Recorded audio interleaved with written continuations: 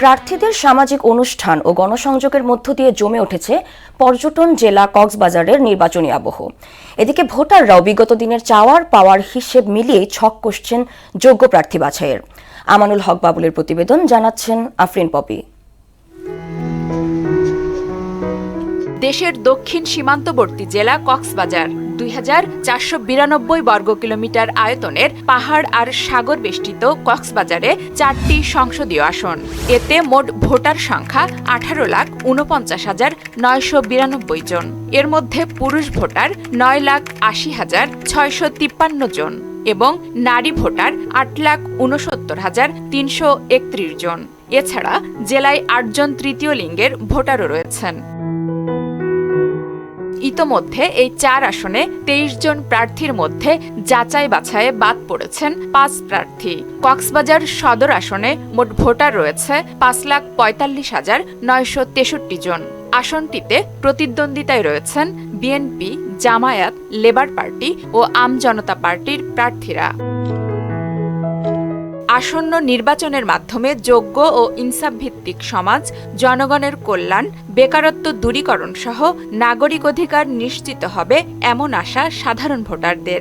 আমরা এই সরকারের কাছে এমন নির্বাচন চাই যে নির্বাচন কোনো বাধা বিপত্তি থাকবে না। নির্বাচনে বাংলাদেশের সকল অঞ্চলের সকল মানুষ তাদের ভোটাধিকার প্রয়োগ করতে পারবে। যেই সুবিধাগুলো সংবিধান উল্লেখিত আছে সেই সুবিধাগুলো যাতে সুবিধা বঞ্চিত পরিবার থেকে শুরু করে সকল জনগণের মাঝে ছড়িয়ে ছিটিয়ে যায়। আগামীর বাংলাদেশ গড়ার জন্য অবশ্যই উৎসবমুখর একটা নির্বাচন আমরা প্রত্যাশা করছি।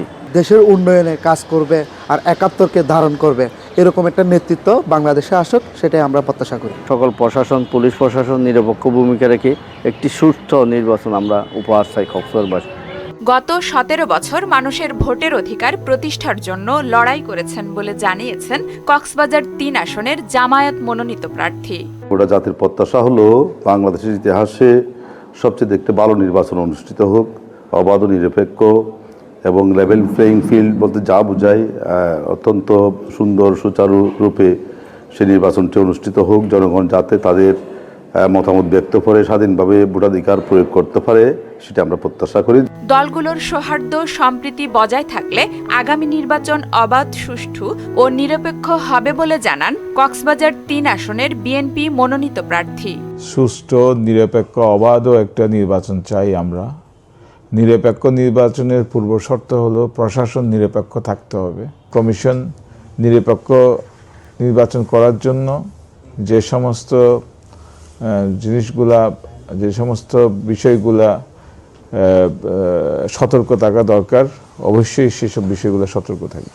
আর এই অবাধ, সুষ্ঠু ও গ্রহণযোগ্য নির্বাচনের মাধ্যমে যোগ্য জনপ্রতিনিধি বেছে নেওয়ার প্রত্যাশা ভোটারদের। আফরিন পপি, মোহনা সংবাদ।